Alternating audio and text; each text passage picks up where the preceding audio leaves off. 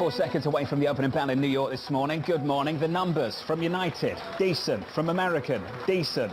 From the likes of Tesla, better than good. This market's higher by 0.9% on the Russell, up by 1.2% on the Nasdaq, on the S&P, up 0.9%. There's the opening bell. Switch up the board and get to the bond market. We shape up as follows on Treasury's yield higher by 3 or 4 basis points to 286.89. Jobless claims coming down to almost 180k. They're the kind of numbers we want to see in this economy. In the FX market, euro dollar 108.93. A conversation about higher rates at the ECB.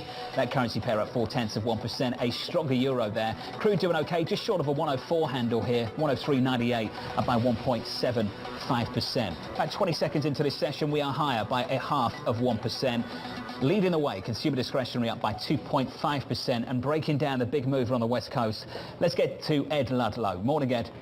Yeah, good morning, John. I think you put it right. Better than good for Tesla seems to be the consensus on Wall Street. We're up around 9.5% on the stock at the open. That's the biggest jump since the end of January.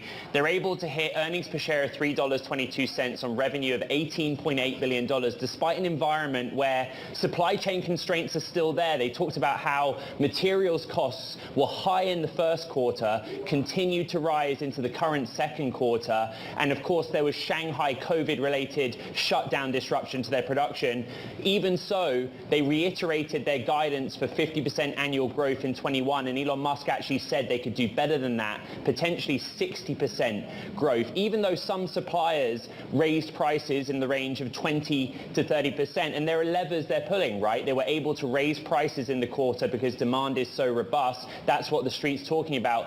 This is the terminal chart. When I log onto the Bloomberg terminal around Tesla earnings, you go straight to margins because it's so hard to even comprehend. How is Tesla able to hit 32% automotive gross margin in contrast to an industry that's just completely struggling? And what's more, even if you stripped out the $679 million of regulatory credit, which is high margin revenue, they're still above 30% gross margin, 19% operating margin. That is something that any industry across the industrial sectors would be jealous of. And there's confidence actually going into the following quarters that that will go even higher as volumes ramp up from Austin and Berlin and those efficiencies are passed on. Supply chain constraints are due to last until the end of the year, at least, according to Elon Musk. There were some fun bits, John. I know you love this kind of stuff. A robo-taxi, no pedals, no steering wheel, going into production by 2024. But otherwise, pretty tame performance from Elon Musk. And I just point to Bank of America, who say they're a little bit worried about the stock because they feel it's already priced for perfection. So, Ed, the question I had coming into this morning is why no one asked about Twitter on the call. Ed Ludlow, why did that not come up? I use the words of my dear colleague Dana Hull. Why did no one have the gumption to ask a question about Twitter? By Elon Musk standards, and I've done a lot of these calls, this was tame. This was professional and on script. Well, they've got a great story to tell. What is it about analysts worried about losing access to the company? If every analyst does it, then it's going to be okay. Act together. Ed Ludlow, thank you. Great story to tell over at Tesla, of course. For Tesla specifically, that stock is up by more than 9%. That's a $90 billion move almost in the market cap in just a few minutes in a single day session, potentially by the end of today. Yesterday, the opposite story for the likes of Netflix, raising some big questions about Netflix and the broader tech sector too. Let's get to Taylor Ricks for more. Morning, Taylor. Yeah, John, I think that you sort of framed this correctly, that maybe in some ways Tesla is a little bit of the anomaly here, because if you come into the print, there were maybe some jitters after we had seen from Netflix.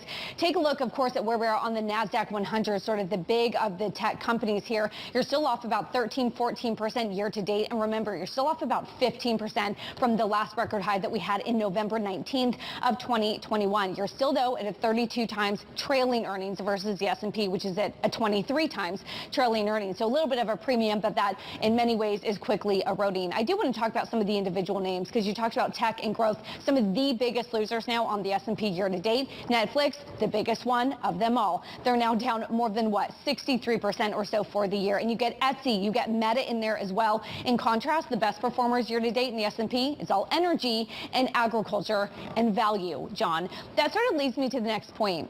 when we think about sort of growth and then value within growth, value within the Russell 1000 growth companies, it's still the value companies and still the dividend holders there who were outperforming. So even within growth, there is still that tilt to value. Big move on Twitter off the back of a couple of headlines that have just dropped. A spike higher in the stock. It was lower. I want to cross back over to Ed Ludlow on the West Coast. Ed, we talked about it briefly. Elon Musk and Twitter not coming up on the call. It's coming up now. Yeah, breaking headlines crossing the Bloomberg. Elon Musk exploring whether to start a tender offer for Twitter. He submitted a letter on April 13th, basically proposing to require all of the outstanding common stock at the same price, $54.20 per share, which was the original bid, valuing Twitter at that time at around $43 billion. It's just a proposal, but interesting, according to this filing, Musk has a commitment, another redhead crossing the Bloomberg terminal, of $46.5 billion of debt backing his proposal. And this was one of the pieces of reporting coming out of our colleagues from Bloomberg News over the last 24 hours, that Musk was reaching out to potential parties, thinking about his options, which were wide-ranging, right, John? Whether he borrowed against the value of his own Tesla equity, even the value of his existing Twitter stake, or if he looked to private equity, even credit partners to get on board. And that is what's happening. And this was a hypothesis that's been around for a while. A tender offer was coming. I'll save my opinion, Ed, on all of this. I'll let the market do the talking for all of us. At 47 on Twitter right now, what does that tell you? Yeah, this is the point that Elon Musk has been hammering home, this idea that the board has a fiduciary duty to consider his existing offer, $54.20 a share, which is a premium to where we're at. You speak to M&A experts, you speak to people that have been on boards, you speak to existing investors of Twitter, as I've done, they'll say, well, hold on, Twitter was at $70, $75 a year ago. If there's potential for this business to improve, is $54.20 a share a lowball offer? In which case, the board is following its fiduciary duty because it's trying to get the best possible outcome for shareholders. And each twist and turn, like we're seeing now, this is what we're moving towards, right? A better outcome for shareholders, although, according to this filing, we're still looking at $54.20 a share. Just one final question from me. Sure. Has anyone else come in? Have we heard about anyone else coming in for a bid for this company, given that it looks like the company's in play in a way that it wasn't just a few weeks ago? Yeah, so by the way, I'm just getting more details on the Bloomberg that the commitments that Musk has on the debt side are coming from Morgan Stanley, Bank of America and Barclays, and he intends to review that investment on an ongoing basis. Remember the reporting, right? When we talk about Apollo came in, according to sources, all the options were on the table. They could back a Musk bid, but they could also back someone else's bid. And we know about Thoma Bravo, for example. Silver Lake, an activist, already has a seat on the board. And then there's the white knight theory, which I'm not going to go into here, John, but the white knight theory, someone else could come and save the day for Twitter. Who that would be?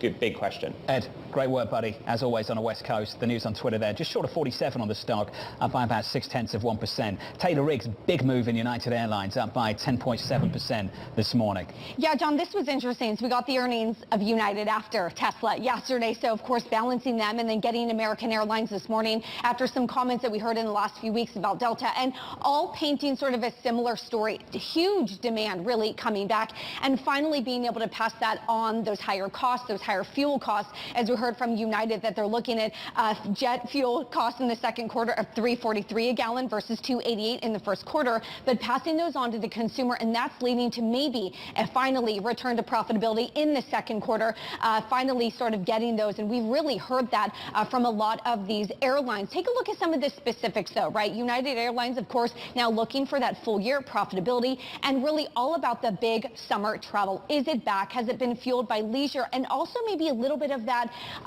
business travel, John, that we know has been oh so profitable historically for these companies.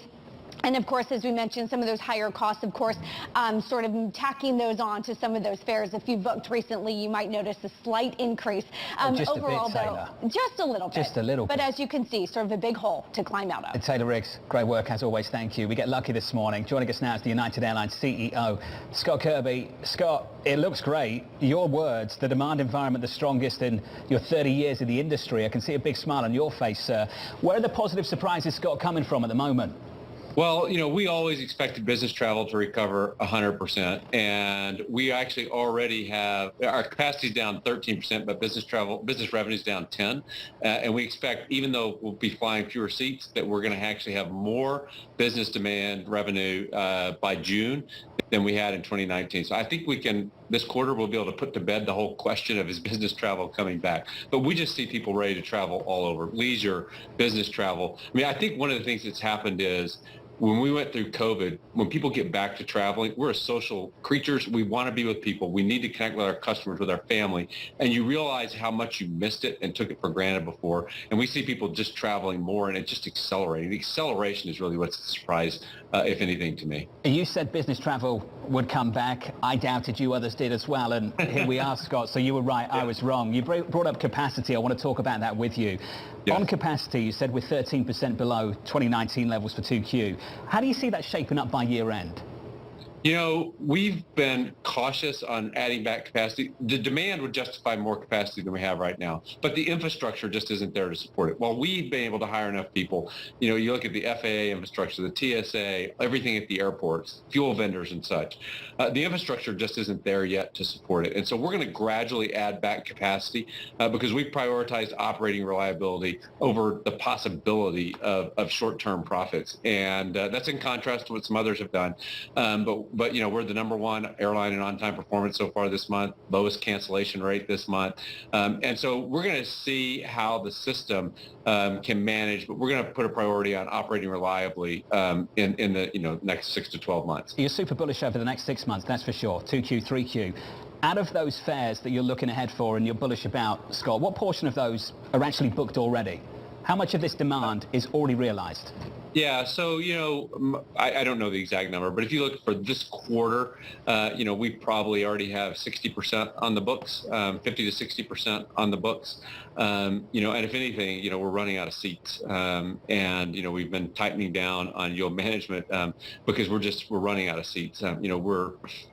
Barring some setback, we're highly confident that we're going to be able to fill the airplanes up. But even as we look further out into the year, the fact that business travel is recovering so rapidly, business travel across the Atlantic, by the way, already exceeds 2019 levels, and it's just sort of still opening up. Makes us just feel really, really confident about the outlook. And look, we have all this with still travel restrictions to Europe. Asia is still shut down. It feels like we're in the first inning of the revenue recovery. We're putting a lot of runs on the board in the first inning, but it really does still feel like it's the first inning of the actual revenue recovery. Scott, hearing you speak, though, the planes are full, demand is fantastic, prices are going up. My colleague Taylor mentioned that just moments ago. We all experience it as we search for flights, not just at United, but elsewhere too. Yeah.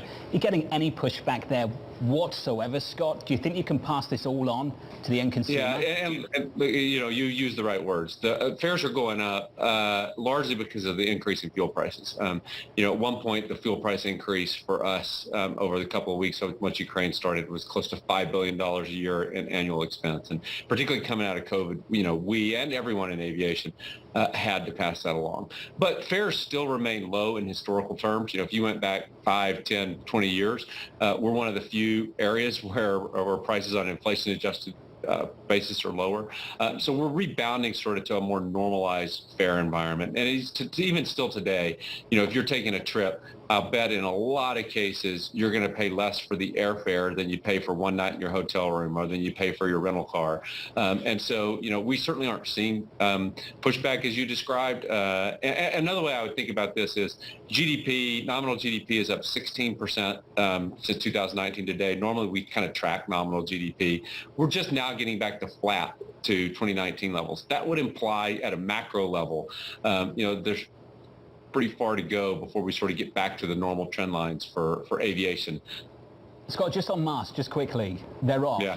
A lot of people are very happy about it. Yeah. I have to say my personal experience, for whatever that's worth, hospitality on the plane hasn't been great, and that's not just United, that's been other American airlines and British Airlines too, where I've just felt this tension between the consumer and the individuals, the company delivering the product. Can we do something about that, Scott, just in terms of customer service? Yeah, well, Jonathan, I think your problem is you haven't been flying United enough. You're flying those other airlines because it really has been, I say a little tongue in cheek, but it really is different at United.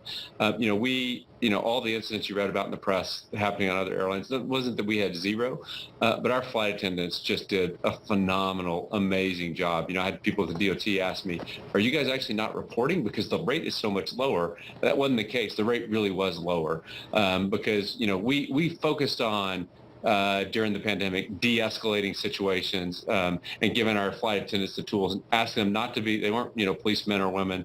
They should de-escalate. And if somebody refused to wear a mask, we'd get the plane on the ground and then we would ban the customer from flying United. But it really has been a different experience on United. I think the most enduring change for us is what's happening with customers and customer service and the real focus from all of our people on the pride that they have in United and really delivering for customers. Scott, final question from me, and it's a bit of a tricky one.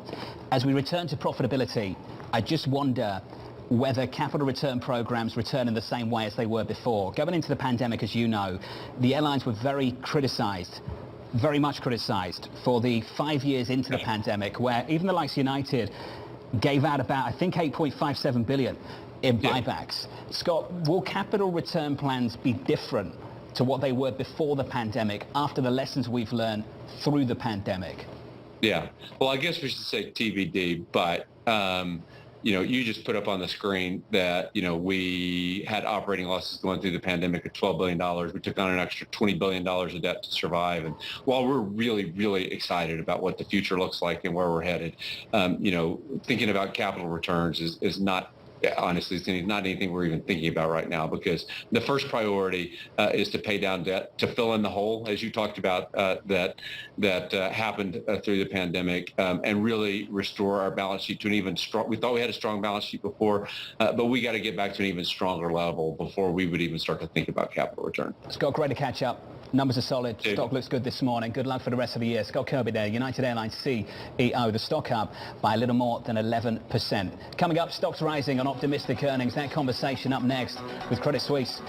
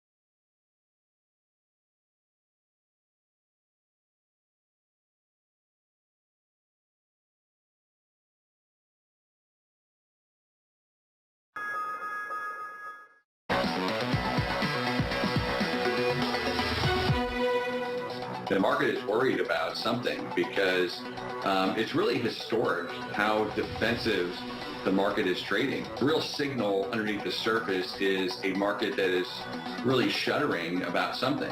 We think it is saying that we have a cyclical slowdown here, and last night's results, kind of portray our view, which has been all along that there's a giant payback in demand, not only for the obvious winners of COVID pandemic, but technology broadly. Morgan Stanley's Mike Wilson there, seeing signs of a cyclical slowdown. Joining us now, I'm pleased to say, waiting patiently, and thank you for that, Patrick Palfrey of Credit Suisse. Patrick, let's start here just in terms of the earnings. How do the earnings stack up with the defensive bias we've seen through this equity market over the last few months? I think what you have is two things going on. I think you have this environment where investors are focused on at least the recent inversion of the yield curve, although it has uninverted, and the position that looks more defensive in light of that.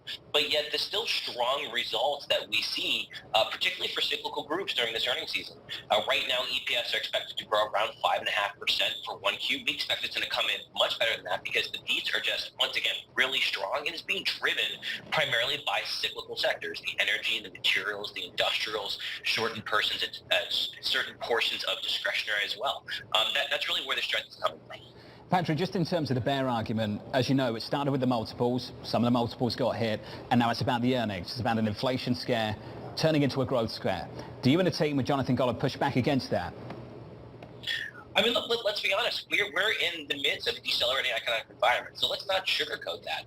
I think the question we need to ask ourselves is, where in the future do we see the recession? And as we decelerate, what are the best opportunities we're seeing? I think the focus is on the deceleration in real economic activity. I think that masks some of the strength we're seeing on a nominal basis in GDP. This year expected to be around 10%.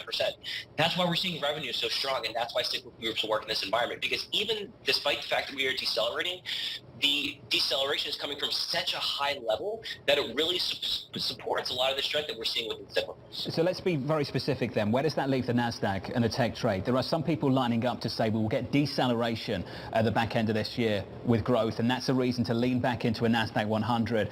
The Patrick so far this year has been pretty bruised. Look, I think technology has a really difficult position right here. Valuations, yes, they've come in, still remain quite elevated. They've shown a tremendous amount of duration risk, that sensitivity to interest rates as interest rates rise. So those couple of variables really push back against a successful NASDAQ trade throughout the remainder of the year. I mean, we're really encouraging investors to focus on the value area. And if you're looking within the NASDAQ, look more towards the value names. You're going to get less of that duration risk, less of the interest rate exposure. So it's not to say that all of them are going to be under pressure, but be careful and focus on valuations if you're trying to mitigate the risk to rising interest rates. Patrick, just finally, where does energy fit in here, the big winner of the year? Where does it fit in for you? I mean, I think right now energy has really benefited near term from the disruption in oil coming from the invasion of Ukraine. The volatility in oil remains high. I think investors need to look through that near-term volatility and see where oil is going to be over the next couple of years. I think as we transition towards a more clean economy, oil is still going to be part of that transition process. And I think that was underappreciated. So I think oil remains well bid, and I think as a result, energy remains a very desirable sector in that backdrop. Patrick Palfrey at Credit Suisse. Patrick, great to catch up, buddy. Send our best to John, won't you? This equity market this morning doing okay. 23 minutes into the session, equities up on the S&P, on the NASDAQ too by 1.8%. Your trading diary up next.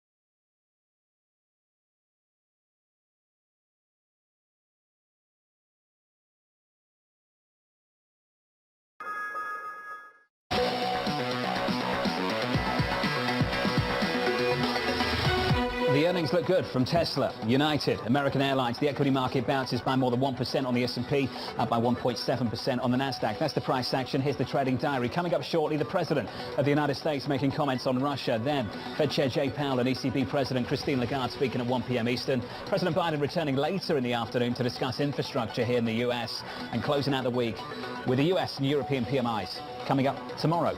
This week has flown by, for me anyway, and I hope for you as well, going into the weekend. From New York City, thank you for choosing Bloomberg TV. This was the countdown to the Open. This is Bloomberg.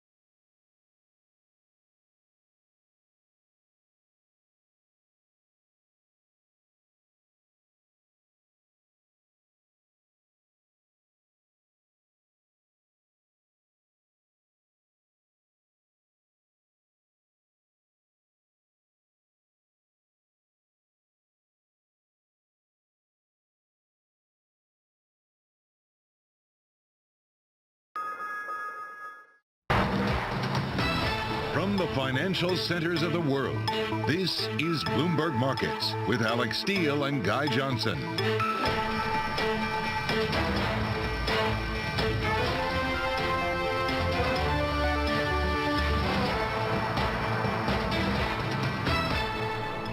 It's 30 minutes into the U.S. trading day on Thursday, April 21st. Here are the top market stories we are following for you at this hour. Elon is exploring. Musk is looking at whether to start a tender offer for Twitter, according to a filing. He's received about $46.5 billion in financing commitment letters from banks including Morgan Stanley, Bank of America, and Barclays. Meanwhile, Tesla's triumph. Musk's EV company overcomes supply chain issues to post a record profit with a helping hand from regulatory credits. Shares soar and give a sentiment boost to U.S. stocks. And Putin declares success in Mariupol. The Russian president says his forces have seized the key port city, but he calls off a storming of an industrial complex where Ukrainian troops are still holed up. President Biden is set to speak about the war in moments. From New York, I'm Kaylee Lyons with my co-host in London, Anna Edwards. Alex Steele and Guy Johnson are both off today. Welcome to Bloomberg Markets. And Anna, we're going to talk about Elon Musk a lot on this show because we have the Twitter story on the one hand, Tesla on the other, and a SpaceX Starlink launch coming up in about an hour. I think we need to rebrand, don't we? Bloomberg Markets, the Elon Musk show or something. That could be appropriate because, yes, we'll talk about Tesla. But Tesla and Twitter and all of the other Elon Musk-related stories, including, yes, Starlink. But the Tesla story, not the only earnings story that's been moving the markets today. Then we've had plenty of that. And I think we're just hearing from President Biden, Kaylee. Yeah, let's listen to him speaking at the Roosevelt Room in the White House. Cabinet members, including the Secretary of Treasury and others. And we had a good discussion. I've talked about what I'm about to tell you about today, as well as he was thanking the American people for their support, understands it's significant, and we talked about keeping everyone together in terms of Europe, the European Union, and others in the effort to stop Putin's brutality. But before I head out to the West Coast, I want to quickly update the American people on the latest steps we're taking to support the people of Ukraine and to hold Putin accountable for his brutal and bloody war. Russian forces have retreated from Kyiv, leaving behind them a horrifying evidence, and you've seen it, you reported it, your folks. And by the way, I don't say this often, but I think we should give enormous credit to the folks with your agencies that are on the ground in Ukraine, in these spots, and they're really I've spoken to several of them. We owe them. But uncovering these evidences of their atrocities and war crimes against Ukrainian people is so clear to the whole world now. Now they've launched and refocused their campaign to seize new territory in eastern Ukraine. And we're in a critical window now of time where they're going to set the stage for the next phase of this war. And the United States and our allies and partners are moving as fast as possible to continue to provide Ukraine the forces that they need, the weapons they need, the equipment they need, their forces need to defend their nation. Last week, I signed an $800 million package of security assistance to Ukraine that included new capabilities like artillery systems and armored personnel carriers, equipment that is responsive to Ukraine's needs and tailored to support the intensified fighting in the Donbas region, which is a different war than in other places because both topographically it's different. It's flat, it's not in the mountains, and it requires different kinds of weapons to be more effective. Today, I'm announcing another $800 million to further augment Ukraine's ability to fight in the east, in the Donbas region. This package includes heavy artillery weapons, dozens of howitzers, and 144,000 rounds of ammunition to go with those howitzers. It also includes more tactical drones. In the past 2 months, we've moved weapons and equipment to Ukraine at record speed. We've sent thousands of anti-armor and anti-missile helicopters, drones, grenade launchers, machine guns, rifles, radar systems. More than 50 million rounds of ammunition had already been sent. The United States alone has provided 10 anti-armor systems for every 1 Russian tank that's in Ukraine, a 10-to-1 ratio. We're sharing and will continue to share significant timely intelligence with Ukraine to help defend them against Russian aggression. And on top of this, these direct contributions from the United States, we're the outfit facilitating the significant flow of weapons and systems to Ukraine from other allies and partners around the world, like the S-300 long-range anti-aircraft systems that Slovakia recently transferred to Ukraine. We are getting them in there. We won't always be able to advertise everything that our partners are doing to support Ukraine and fight for freedom, but to modernize Teddy Roosevelt's famous advice, sometimes we will speak softly and carry a large javelin, because we're sending a lot of those in as well. But we're not sitting on the funding that Congress has provided for Ukraine. We're sending it directly to the front lines of freedom, to the fearless and skilled Ukrainian fighters who are standing in the breach.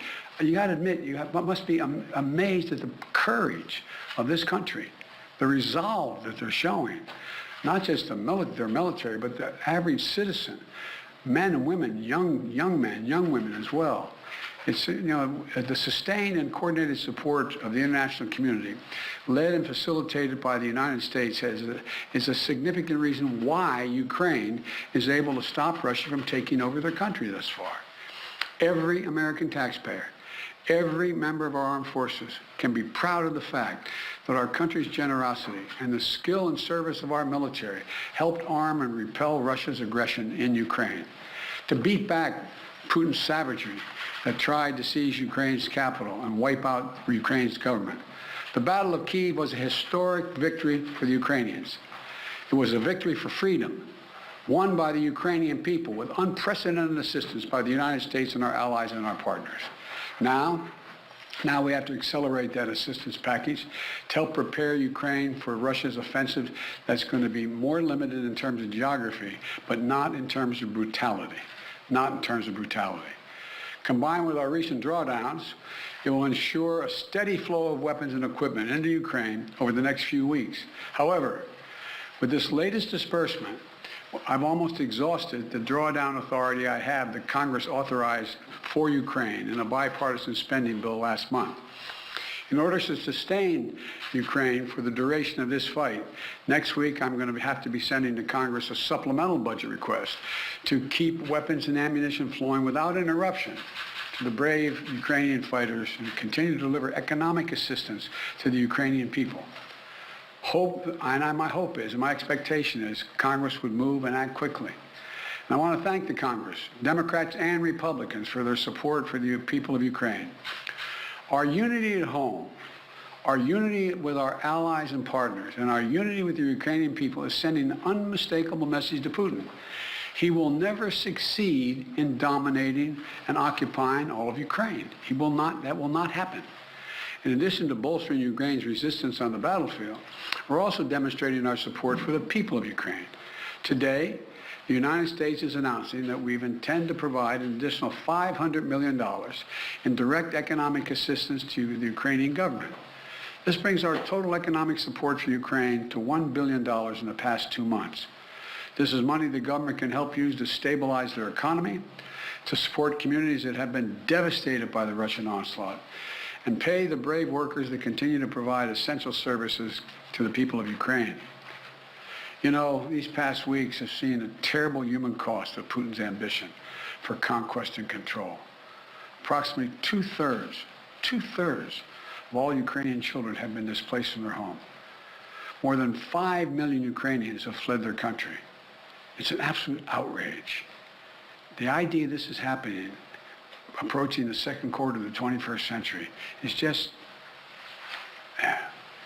Last month when I was in Europe, I announced that the United States would welcome 100,000 Ukrainians so that we share in the responsibility of supporting Ukrainians fleeing Putin's war machine. We've already welcomed tens of thousands of Ukrainians to the United States, and today I'm announcing a program, Unite for Ukraine, a new program to enable Ukrainians seeking refuge to come directly from Europe to the United States.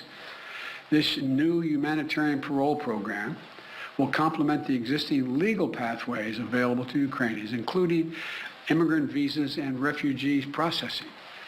It will provide an expedient channel for secure legal migration from Europe to the United States for Ukrainians who have a U.S. sponsor, such as a family or an NGO.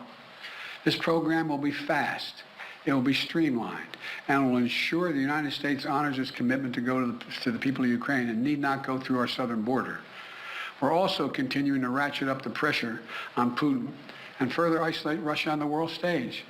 Yesterday, the Treasury Department rolled out additional measures to crack down on the entities and individuals attempting to evade our unprecedented sanctions, not just ours, but throughout the West. Today, I'm announcing that the United States will ban Russian-affiliated ships from our ports as they did in Europe. That means no ship that sails under the Russian flag or that is owned or operated by a Russian interest will be allowed to dock in the United States port or access our shores. None. This is yet another critical step we're taking in concert with our partners in the European Union, the United Kingdom, Canada, and further to deny Russia the benefits of international economic system that they so enjoyed in the past. We don't know how long this war will last, But as we approach the 2-month mark, here's what we do know. Putin has failed to achieve his grand ambitions on the battlefield. After weeks of shelling Kyiv, Kyiv still stands. President Zelensky and his democratically elected government still remain in power. And the Ukrainian armed forces, joined by many brave Ukrainian civilians, have thwarted Russia's conquest of their country. They've been bolstered from day one by an unstinting supply of weapons, ammunition, armor, intelligence from the nations of the free world, led by us, the United States. As Russia continues to grind out the military advances and their military advances and the brutalities against Ukraine, Putin is banking on us losing interest. That's been my view. You heard me say this from the beginning. He was counting on NATO, European Union, our allies in Asia, cracking, moving away. He's betting on Western unity will crack. He's still betting on that. And once again, we're going to prove him wrong. We will not lessen our resolve. We're going to continue to stand with the brave and proud people of Ukraine. We will never fail in our determination to defend freedom and oppose tyranny. It's as simple as that. So again, I want to thank the American people. Thank the American people for their support of the Ukrainian people. This is our responsibility, it seems to me, and we've been able to hold the whole world together in this effort. So thank you very much. Thank you. I'm going to take just one or two questions. I got a plane to catch. What does Putin claiming control over Mariupol mean? How significant is that? Well, first of all, it's questionable whether he does control Mariupol. One thing for sure we know about Mariupol. He should allow humanitarian corridors to let people on that steel mill and other places that are buried under rubble to get out.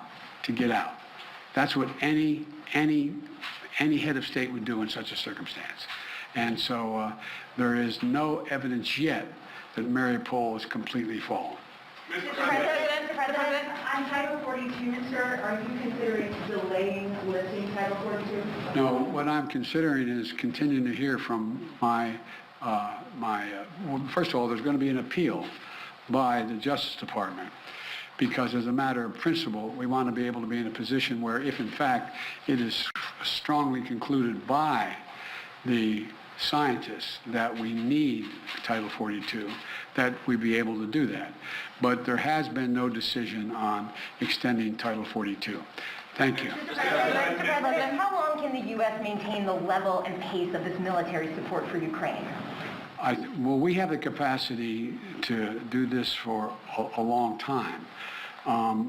The question is, are we going to continue to maintain the support of the international community and keep the pressure on Putin to prevent him from overrunning the country, number one, and number two, make sure we continue to maintain the economic sanctions, which over time, and we're beginning to see it, are devastating their economy and their ability to move forward. So the most important thing right now is maintain the unity. So far, so good. Thank you very much. How much money are you going to ask for in the supplemental? How much money in the supplemental? That was President Biden speaking about Russia and Ukraine. He'd just been talking with the Ukrainian Prime Minister, and he wanted to brief American journalists who were gathered there, who actually thanked their organizations for the work they were doing on the ground in Ukraine, and gave further details of American support to Ukraine. Let us get analysis now. Let's bring in Bloomberg's Anne-Marie Hordern, who is in Washington, just steps away from the room where that briefing was taking place. Anne-Marie, a few numbers there. Further support, further military support in the shape of artillery, ammunition. He went through all kinds of supplies that are going to be sent, and also other aid, other money that the Ukrainian government can use to pay for essential services. Yeah, money going to Ukraine, and also stepping up sanctions or penalties, we would say, towards the Kremlin. So on the aid front, $800 million military aid, very similar in terms of artillery and weaponry that they've sent in the prior packages. But this is a direct presidential drawdown, so it goes completely from U.S. stocks over to Ukraine and bypasses Congress. Then $500 million for economic aid to the government of Ukraine, which of course the economy has been battered due to to this war. And then he also talked about the banning of Russian-affiliated trips on any U.S. port. So really tightening the screws in terms of any loopholes on those sanctions. Yeah, and of course, he also went on to discuss the situation on the ground, and Anne-Marie, he said there is no evidence yet that Mariupol has completely fallen, questionable whether Putin actually controls it, talking about how they should allow humanitarian corridors. How would the Biden administration's calculus change at all if indeed Mariupol does ultimately fall, is ruled fallen? This is going to be a bit of a war on the information front as well, because if you watch Russian state TV, what did President Putin say today in a show with his defense ministers that they, quote, liberated Mariupol, and as well as the fact that at this moment there are 2,000 Ukrainians stuck in a steel plant, and Putin has said we're not going to attack it, but I don't want anything or anyone to get in, not even a fly. So almost to just keep these individuals trapped. Ukraine still maintains that it belongs to them and that it was not captured.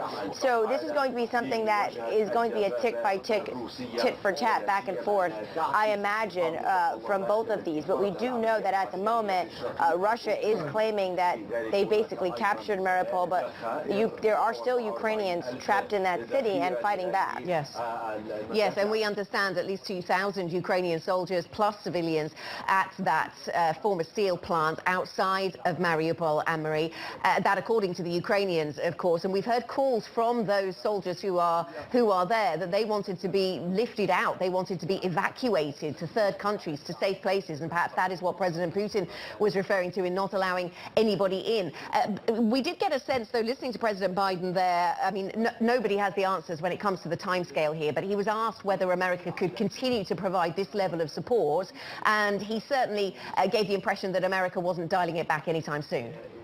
No, they're not. And we've heard from U.S. officials about the fact that they believe this to be a potentially protracted war, that this can last more weeks, months, and even years.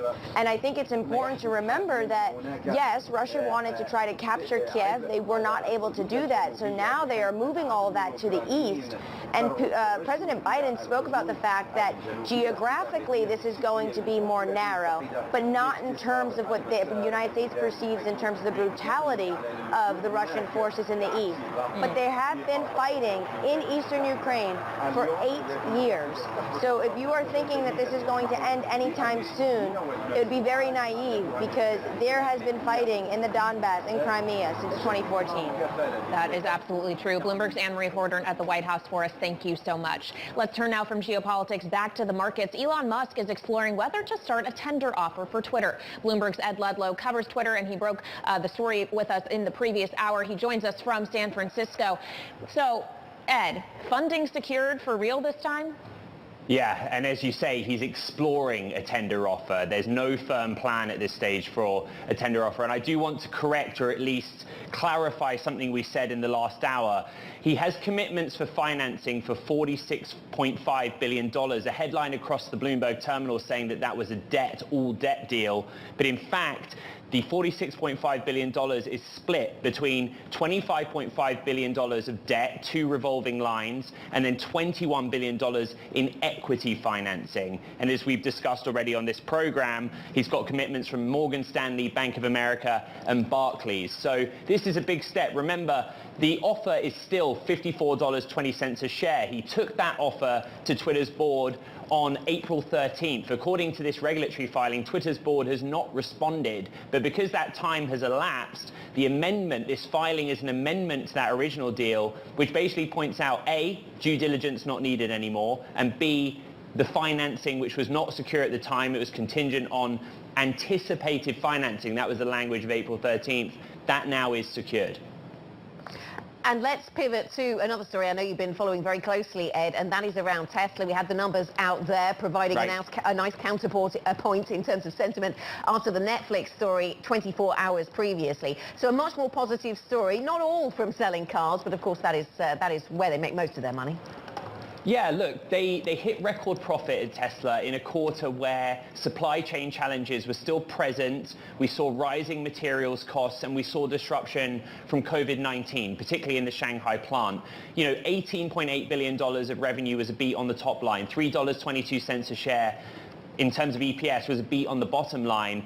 And, you know, what Tesla was able to do, and the street is kind of praising, is use the levers of demand and raising prices. They raised prices in the quarter. Elon Musk was talking about how, well, hold on, you guys might think it's not fair for us to raise prices in a quarter where we hit record profit, but we're dealing with a situation where suppliers are raising their prices by 20 to 30%, and the anticipation is that raw materials costs, components costs do continue to rise over a 12 to 18-month horizon. So they're pricing their vehicles more high now in anticipation of that. And Anna, just for you, we got a new product, a robo-taxi. No steering wheel, Excellent. no pedals, just for Bloomberg Markets, the Elon Musk show. You've clearly been watching me drive, Kaylee. Yeah, safer without steering, Kaylee. Yeah, I do not drive. I live in Manhattan. Bloomberg's Ed Ludlow in San Francisco. Thank you so much. Now, I would mention Tesla off of session highs, but still up about 8% after those results. You have airlines moving higher today as well. A lot of optimism being fueled by earnings this morning. Joining us now is Amy Wolf-Silverman, equity derivative strategist at RBC Capital Markets.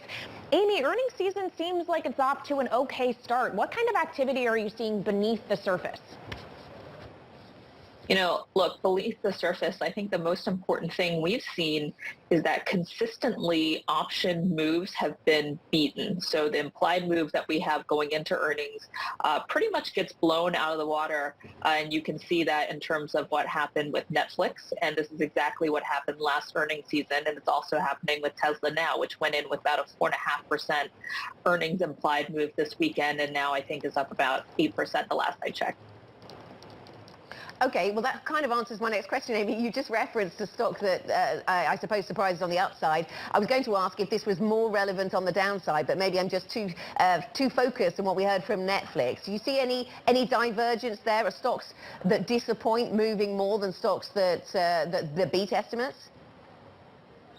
Yeah, actually I do. So one thing that we saw last earnings season, which was very different than historical earnings seasons, is every single tech name that essentially didn't do well during earnings, you know, think Facebook or whatnot, every single one completely beat their implied move on earnings to the downside, and that wasn't true on the upside. So, you know, Tesla is an example of where there was a beat, but actually it's mostly been on the downside where we see that divergence, where essentially if they go down, they really go down. And I would actually point to Facebook because Facebook's been interesting. Our research analyst has been saying, despite its underperformance, that this is a name where on this quarter we could still see further positioning to the downside. That's not currently being reflected in the options market or in skew, but is one to watch because of what happened last quarter and because those implied moves to the downside, even when they look kind of expensive, still end up beating on earnings day. Amy, of course, we need to talk about some of the people that get caught out and hung out to dry, essentially, when these stocks do go down as dramatically as they did with Netflix yesterday. Retail traders have been so active in this market for so long. Liquidity has been abundant. They had stimulus checks to spend. That is a story that is now changing. What happens if that retail activity wanes?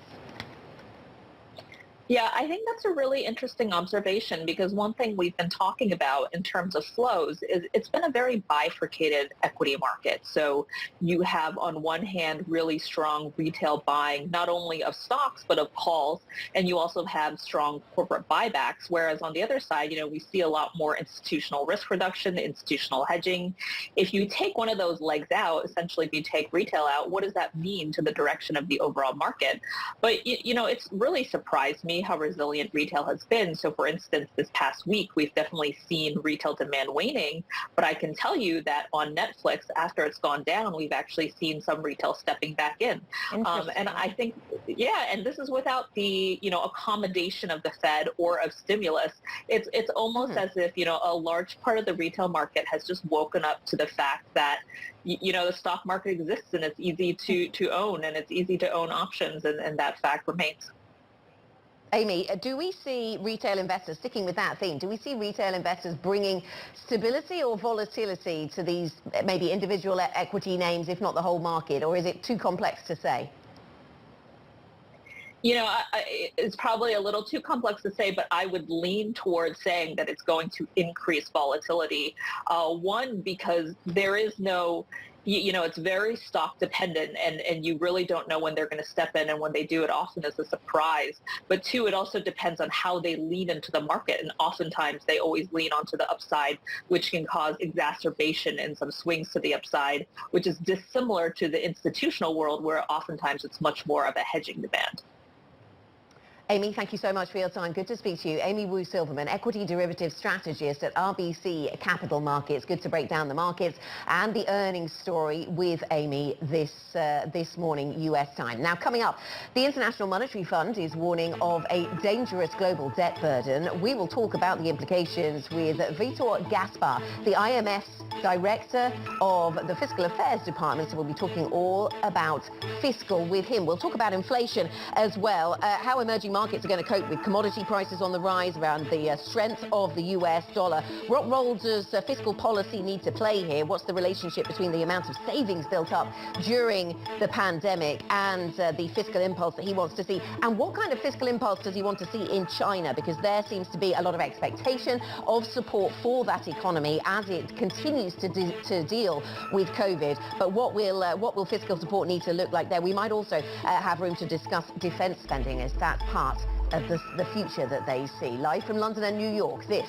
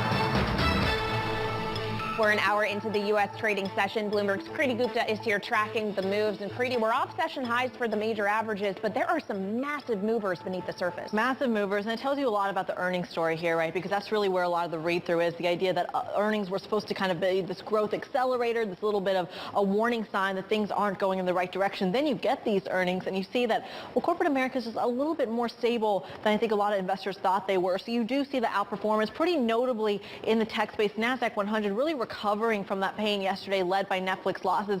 And once again, you are seeing a little bit of a defensive tilt, but nevertheless, a nearly 1% gain on the S&P 500 signals just a little bit of breadth when it comes to what you're seeing underneath the surface. Also keep an eye, this comes as you see yields move higher, specifically the 2-year yield. Of course, we are going to wait for some commentary from Chairman Powell, expected to indicate more emphasis on that 50 basis point rate hike. Those comments coming at about 1 p.m. New York time. The other thing you want to keep an eye on is bond volatility. Really quickly, I want to point out that bond volatility, FX volatility, is actually extremely heightened when you see stock volatility, not so much. And it really has to do with who's actually involved in the market.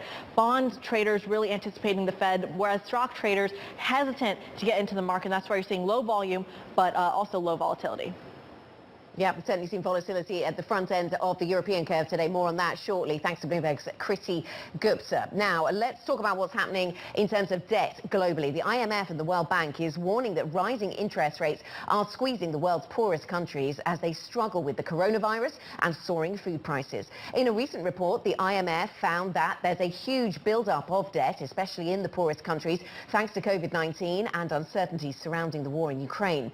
Higher food and energy prices are raising the risks of social unrest, and to address these challenges, a tailored and cooperative approach to global economies is required. Let's take a deeper dive into the findings in this report. We're joined now by Vitor Gaspar, IMF Director of the Fiscal Affairs Department. Vitor, very nice to speak to you. Thank you for bringing us this analysis. So it's clear why you're concerned about debt levels and about inflation. How much fiscal stimulus do you think would be appropriate, or perhaps more specifically, to whom should it be very carefully targeted?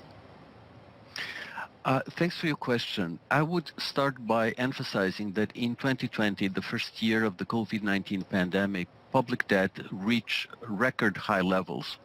In 2021, economic recovery, inflation surprises, and narrowing deficits help bring down public debt ratios.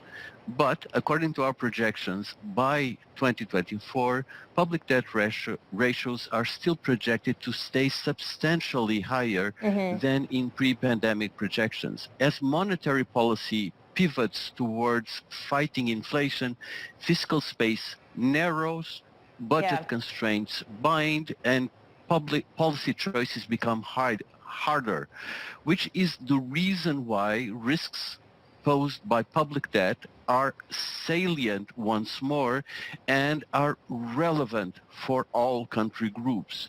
There is also substantial differentiation within country groups. You mentioned in your question low-income developing countries, and for these countries, we stress that according to our analysis, 60% of these countries are already at debt distress or at high risk of debt distress, and they're hit hardest by the food price shock that is ongoing in the world right now. So then what is the appropriate policy response? How do you stimulate potentially the economy, provide a backstop for those hardest hit through fiscal policy without exacerbating inflation and given the debt loads that you describe? So for low-income developing countries, policy action at the national level is key. Food security should be a very important priority. It's necessary to reprioritize spending so that food security is ensured for all. But given that the weight of food spending in the budgets of households in the poorest economies is highest, we have cases in which the share of food spending goes as high as 60%. The global community must be ready to stand in and provide emergency support through preferably grants. Vitor, I know that this isn't perhaps the focus of your research because, or your comments on fiscal stimulus because they go more broad than this. But at this point, with war on the continent of Europe, there is a lot of focus on defence spending. I wonder to what extent you are allowing in your analysis and your forecasts for an increase in that kind of fiscal investment and spending. So under the current circumstances, as I was emphasizing, budget constraints are binding and tough choices will have to be made with inflation increasing in the world, with inflation increasing in Europe. Monetary policy is pivoting towards fighting inflation, and from that viewpoint, aggregate fiscal support is not called for. That doesn't mean that fiscal policy doesn't have an important role to play in terms of allocation and distribution. And as you have mentioned earlier, one of the aspects which is crucial is to maintain energy security, is to maintain food security. In our fiscal monitor, we recommend that that is done through targeted temporary support to the most vulnerable households and firms. And if we could just end with another question on debt, Vitor. Obviously, the G20's debt service suspension initiative has expired. There is a framework for organizing debts of vulnerable countries. It hasn't yielded any results. Can you just give us a sense of the conversations, the discussions, the proposals at the meetings you are in to help get these international initiatives back on track, to get some of these developing poor countries on the road to tackling their debt? Absolutely. One of the crucial priorities at the moment is to continue global cooperation. Clearly, the first priority would be to restore peace, but then you can make progress in crucial areas like pandemic prevention and management, like food and energy security, like climate change, a topic which is becoming urgent given the looming climate crisis, development, and obviously debt. We need to make fast progress in finding cooperative solutions to these global problems. All right, we have to leave it there, but thanks for your time. Vitor Gaspar, IMF Director of the Fiscal Affairs Department. Now, earlier this hour, President Biden said the U.S. is sending Ukraine another $1.3 billion in arms and economic aid, and that he'll ask Congress to authorize further assistance for Ukraine. Bloomberg's Maria Tadeo is now standing by with Ihor Zhovka, the Ukrainian president's deputy chief of staff. Maria, over to you. Yes, Kayleen, let's go straight with Ihor Zhovka, who's joining us today from Kyiv. Of course, the focus is very much on Mariupol. And, sir, the Russians today have said Mariupol is now ours. It belongs to the Russian Federation, everything except for that steel plant. When you look at the situation at this hour, is Mariupol a Ukrainian city? Will it always be? Or at this time, you just have to concede that the Russians have taken it? No, Mariupol is a Ukrainian city and will always be. Right, that some parts of Russian forces and were controlling parts of the city even previously, the previous days. You may even call the major parts of the city were controlled by Russian forces. But the Ukrainian armed forces are still in town. Yes, most of them are blocked in these Azov steel plants, and as well as many civilians which are at that same steel plant, mainly their relatives. My president yesterday suggested to have an exchange of those civilians, of those soldiers who are wounded, to the Russian wounded soldiers which are in Ukraine's possession. Unfortunately, we didn't receive no answer. So I think it's premature to say that Ukrainian city of Mariupol is being besieged or is being taken by the Russian armed forces. So what you say is that essentially as long as the plant is there and you have your soldiers there, this is a town that is Ukrainian and that you control. But I wonder, in terms of the land bridge that Russia has said wants to create here, is this an option? Do you see potentially the threat of this land bridge connecting Crimea to Mariupol and then all the way to Donbass? That was their dream, to have this connection, kind of connection between the occupied Donbass and between the occupied Crimea, and that's what they were planning to do throughout the last 8 years when they started the occupation of Crimea and when they started the occupation of Donbass. But even with the current state of events, they are far from having this corridor altogether, because many cities and towns and villages along this so-called corridor are still controlled by Ukrainian armed forces. But if you ask me whether we will try to provide this corridor, yes, they will, as they are trying now to have the offensive in the Donbass. But what you say is that at this hour, the idea of an operational corridor, that's not going to happen for the time being. And sir, when you look at the situation in the Donbass, your president has said repeatedly, this is a battle that will define everything, and whoever wins it gets the upper hand in the real talks. Is that something that you share, and do you have the weapons that you need? That's true. That's the major battle for the time being, and yes, that will, clarify or make implications of the negotiations, which are now not the active phase. As far as the weaponry is concerned, no, we're not enough. We're lacking weaponry. We're lacking heavy weaponry. And that's why my president keeps telling and keeps asking the Western foreign leaders, Western counterparts, please provide us with heavy weaponry. It's the heavy weaponry we need. It's the artillery which we need. It's the armored vehicles and tanks that we need. It's the MLRS that we need. We need those arms, for instance, to unblock Mariupol. Had we had these arms for the time being, we could easily unblock Mariupol, but unfortunately we do not possess them in enough quantity. If we had this weapon, we will be more than successful in the Battle of Donbass. So it's now high time to immediately provide you with this heavy ground weaponry. And sir, I have to ask you, the Americans today, they've agreed another big check of weapons, $800 million. But when you look at Europe, are you disappointed in particular about Germany on the weapons and, of course, the oil? And why do you think they're not helping us much? Is it because they believe you can't win?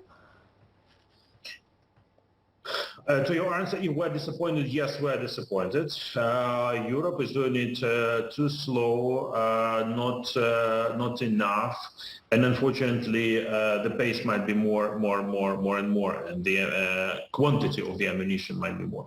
We do not need all the potential Europe needs. We need some potential, 1% of the general potential of the European countries as far as the arms are concerned. And we know that this quantity, this amount of arms which we need, and we know exactly in which countries, what exactly we need, and the countries know what exactly we need in those countries, and they do not use this potential. So this is a surplus potential.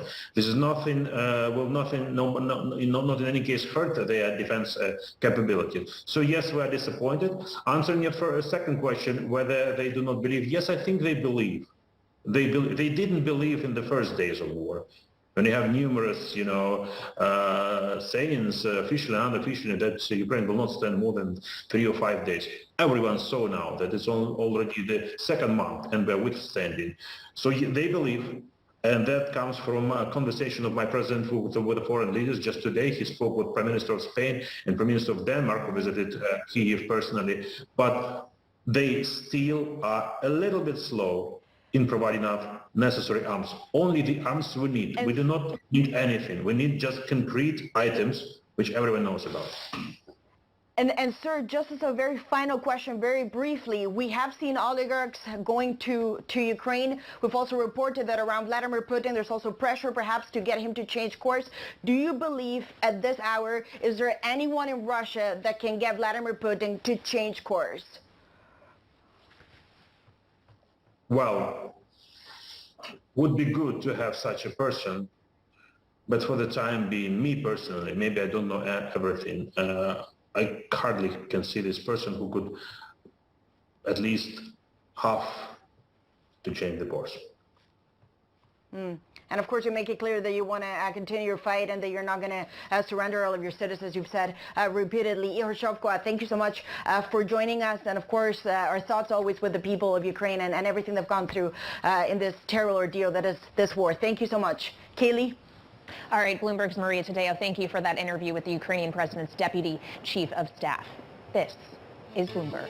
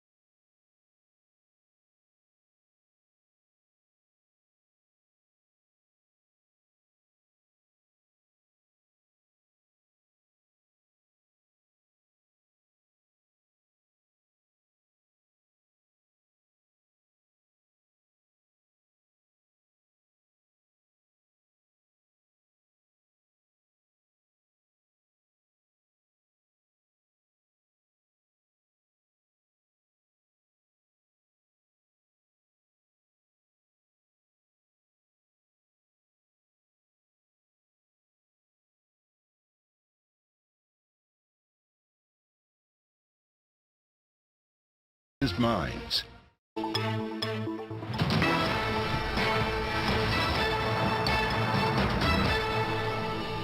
Ford Motors luxury line has unveiled its first ever concept for an electric vehicle. The SUV is the first indicator of Lincoln's promise to deliver 3 fully electric vehicles by 2025. Joining us now is Lincoln Motors President Joy Falotico. Joy, great to speak with you. It is a beautiful looking car. However, 2025 is still a couple of years away and you have competitors that already have cars on the market. Do you feel you're coming a little bit too late to the EV game here?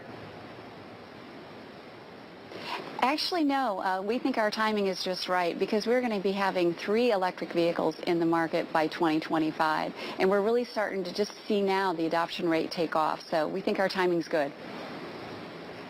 Good to speak to you, Joy. So you think the timing's good. Of course, the adoption rate relies on being able to produce enough cars, and a lot of car makers are telling us about the difficulties they're having on that front because of chip shortages. As cars involve more and more chips, tell us what is the experience at Lincoln Motors right now? Yeah, certainly a global semiconductor chip shortage is a big deal, right? Impacting the industry and certainly impacting Lincoln as well.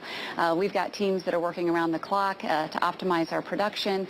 We've taken lots of customer orders. For Lincoln alone, we took 3,600 just last month. So we're working really hard. And obviously, these electric vehicles are going to take chips as well. And the other piece of the puzzle that we need is the infrastructure for charging. And so we've got a ways to go there for mass adoption as well. So again, that's why we think our timing is good. Well, if we could just dig into chips a little bit more, what is the timeline, do you think? Yeah. When do you start to see those pressures, that shortage on the semiconductor side easing?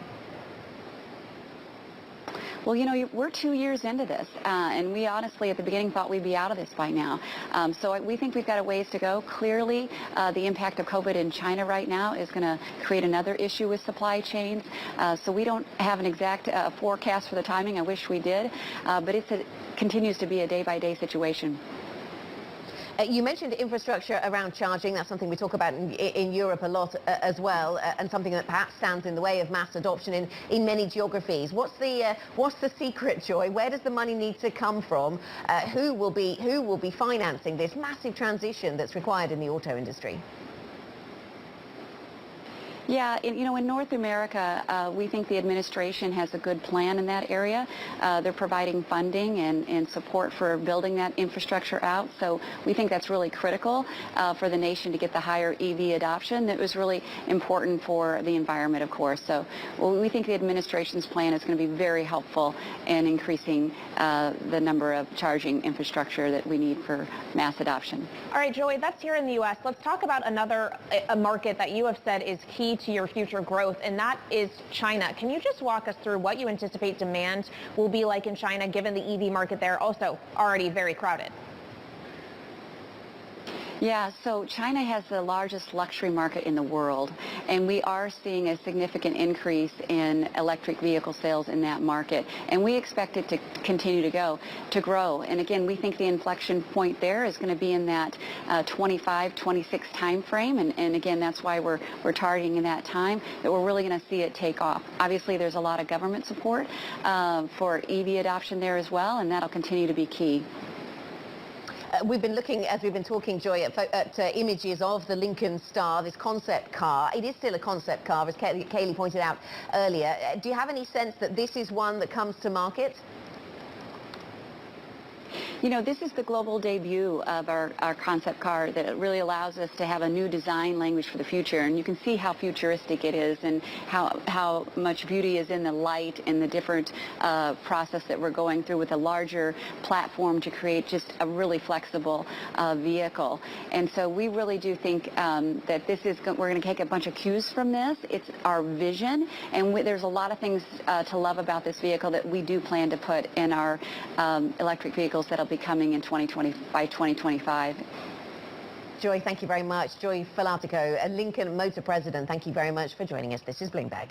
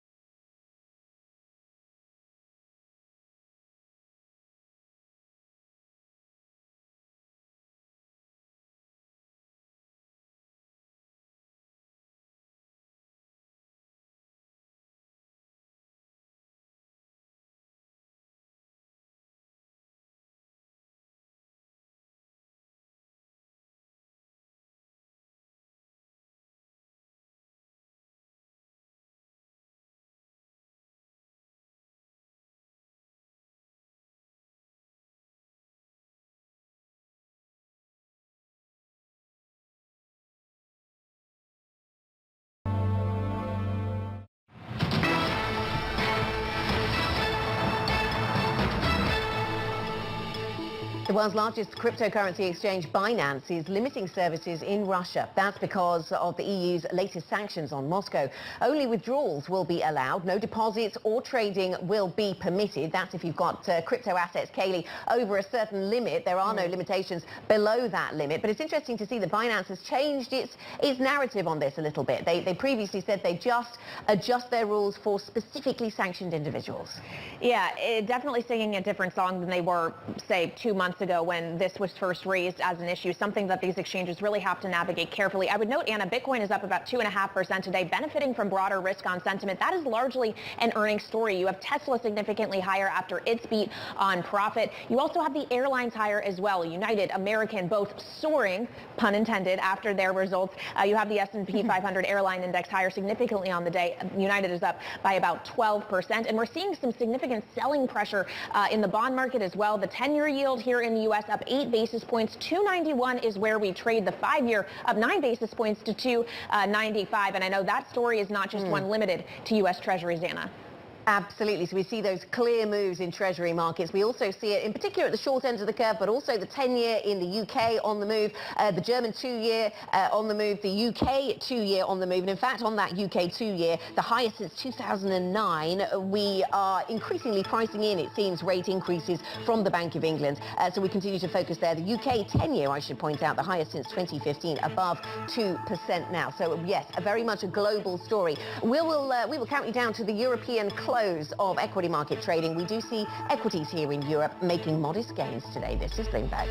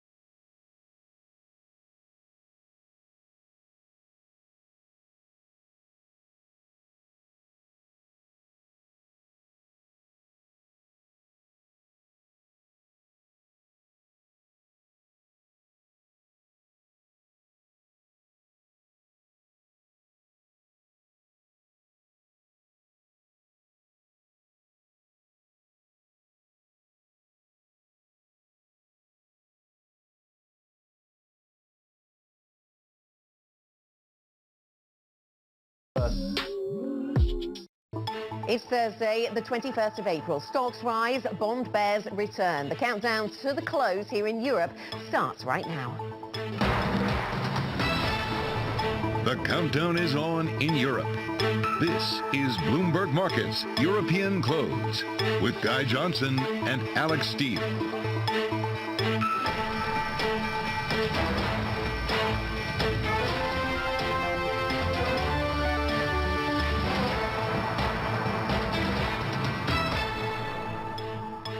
Welcome to the program, everybody. This is the European Close. 30 minutes until that close of European equity markets. I'm Anna Edwards in London, alongside Kaylee Lines in New York. Both Alex and Guy are off today. Let us take a check then, Kaylee, of these markets. We talked about bond markets just coming into the break at the end of the last hour, and worth a mention once again, of course, because we're seeing quite sizable moves there. The bond bears back, as I mentioned at the start of this program. So this is what we see in Europe right now. The Stoxx Europe 600 up by 0.4%. The earnings story really back to center stage, if you like. We've heard from Nestle, we've heard from AkzoNobel, so plenty of big European names reporting from a host of sectors, and the earnings story and pricing power, the ability of companies to pass on their higher costs to consumers, that is turning out to be crucial. The euro in focus as well. We had seen the euro actually move a little bit higher in the earlier part of the trading day. It was up over 109 earlier, and earlier on this morning we heard from Luis de Guindos, the Vice President of the European Central Bank, talking about, yes, there was a possibility that we could see a rate hike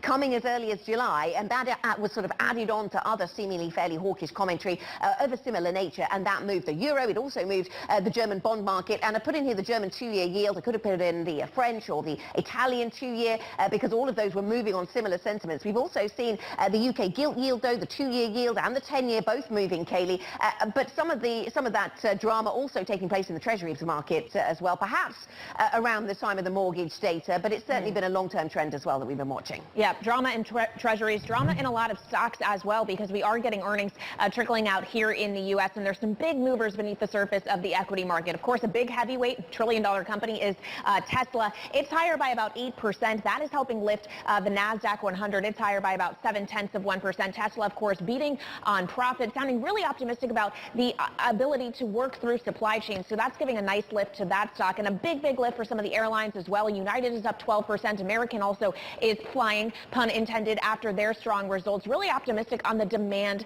story, and United says it will be returning to profitability in the second quarter, breaking a 9-quarter loss streak. So that airlines index is up about 6%. But you were talking about what's going in the bond market. Really, you're seeing yields moving higher all across the Treasury curve. The 10-year yield right now up about 8 basis points. 291 is where we sit, Anna. So let's return to the geopolitics then, Kaylee. Ukraine's Deputy Chief of Staff, Ihor Zovka, and President Joe Biden say that Mariupol has not fallen to Russia, or at least in the case of the President of the United States, he says there is not evidence of that yet, despite Vladimir Putin declaring victory in the city. We also just heard U.S. Treasury Secretary Janet Yellen say that the United States is working with allies to support the Ukrainian economy. For more on the war on the ground, though, in Ukraine, we welcome Richard Barrons, former head of the Joint Forces Command here in the UK. General Sir Richard Barrons, welcome to the programme. Thank you very much for joining us. Give us your, briefly if you could, give us your assessment of the risks that the Ukrainian forces now face in the east of the country as we centre our thoughts today around Mariupol and the wider Donbass area. So Mariupol is, the battle is effectively over. The Russians control it and have now linked Russia to Crimea. So that is a strategic win for Russia. It's taken an awful lot more effort than they expected, but it's a win. And the battle for the Donbass is now underway. The risk to the Ukrainians is that their positions are overcome and the Russians encircle them, and there is then a Russian breakout into more of eastern Ukraine. That risk right now is very small. The risk to the Russians is that the Ukrainians keep them out and batter them some more, and the Russian armed forces run out of steam.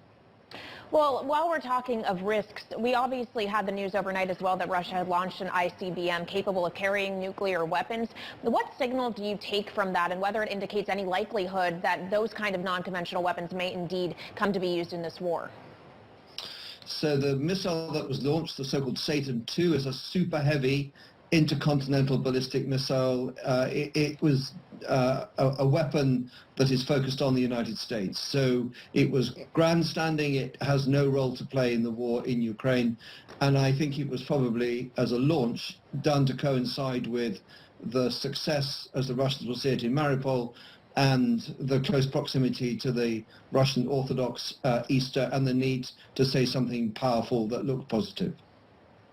Yes, and President Putin said that it was designed to give the West something to think about, which perhaps we will see about that. What about more tactical short-range nuclear weaponry? Is that something that we rule out in this case, or we rule nothing out? So in the way this war has turned out, it's been a litany of surprises and lies, and it would be a mistake to rule anything out. But there is currently no advantage and indeed positive harm for Russia to contemplate using weapons of mass destruction in Ukraine. It's a question that may come round again if they were in danger of a significant strategic defeat in Ukraine, and they don't feel that now. So we should bear it in mind, but we shouldn't think it's really credible at the moment. So your assessment then, Richard, is that deterrence as a strategy, as a theory, still works?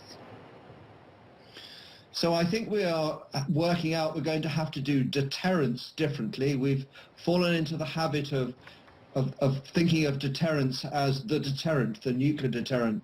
And what we've seen in Ukraine is that we failed to deter Russia from taking this extraordinary aggressive act against Ukraine. So we're going to refashion deterrence to include credible conventional deterrence, and that's the conversation about the revitalization of NATO that's underway now and will come to a head at the summit in Madrid in July. You were one of the 6 chiefs of staff leading the UK armed forces, Richard. You also have plenty of NATO experience, and you mentioned NATO there. So what should be the focus of that revitalization? Because I know you've been critical of NATO's readiness for what might lie ahead. So the starting point for the debate is that NATO failed to deter President Putin from thinking that he'd get away with this aggression in Ukraine. And we shall also recognize that the NATO has become so demobilized, actually for understandable reasons over 30 years since the end of the Cold War, that despite the West's much greater latent power, we've ended up in a situation where Russia, relatively so much weaker, thinks it can dictate the terms of engagement to the West, and that's an absurd place to be. So we're going to see the revitalization of NATO as a proper military alliance. It will need to get bigger. It will need to modernize for war in the 21st century, not the closing stages of the 20th century. And when it does that, it'll have Russia in mind, but it will also, in accordance with its emerging new concept, have an eye on what a world that looks like that is increasingly dominated by China and the destabilizing effects of climate change and the dislocation of the digital age. So this will be NATO stepping up to protect Western security, values and prosperity for a much harder world. On the subject of NATO, what do you see as the chances that NATO may in some way actually have to get involved in the war in terms of use of force, that potentially the war in Ukraine spills over into actual NATO countries? It's a very remote prospect at the moment. The policy has been very consistent, and there would be no consensus amongst the NATO members about this becoming a war between NATO and Russia. It's not something you could exclude, because if President Putin decided to extend the war, NATO would absolutely respond, and you couldn't rule out the Russians doing something that was so egregious, involving weapons of mass destruction in Ukraine, that the population of the West en masse said that they were so outraged that the NATO was now going to intervene in Ukraine. We're a very long way from that. A very long way from that. Let me stick with the theme of NATO. We've seen Finland discussing membership. We've seen Sweden discussing membership, and both of those countries look much closer to membership than they've looked in the past. What change would that bring in the Baltics, Sir Richard, and what difference would that make to NATO? It's hugely significant, because if Finland and Sweden were to join the alliance, it would put them under the Article 5 umbrella. So it would enormously strengthen NATO's northern flank. It would be a massive strategic concern to Russia. They would see this as another net loss to their own interests. And we should recognize that unlike many of the more recent joiners to NATO, both Finland and Sweden would add military capability and resilience to the alliance. So it's a win for NATO if they join. And speaking of other allies, just in terms of the European community as a whole, obviously there hasn't been a joint move on Russian oil and gas. There's growing pressure for them to do so. If they made that move, what is the lag time in terms of how quickly it can make a difference in the economics of Putin's war? So as you know, sanctions are very powerful, but they take time to work and they're always a bit uncertain. And in the case of Russia, sanctions against their energy-driven economy can be undermined by finding other customers elsewhere in the world. So part of this is about Europe particularly finding routes to its own energy security so that it doesn't feel the vulnerability that it currently feels. But we need to recognize that the war in Ukraine has a military tactical dimension in Ukraine, but it has a strategic dimension which is about provoking a discussion in Russia and in Moscow in particular about what sort of life do they want, what part do they want to play in the international community, because right now they're being made a pariah in economic, social, cultural and sporting terms, and they ought to think that that's a terrible outcome for the modest prize so far of a small bit of Ukrainian territory. All right, Sir Richard Behrens, former head of the Joint Forces Command of the UK, thank you so much for giving us some of your insight today. Now coming up, we'll continue the discussion on the fallout from the war in Ukraine. Former U.S. Secretary of State John Kerry talks about its impact on pushing towards greener economies. We'll have some of that conversation next.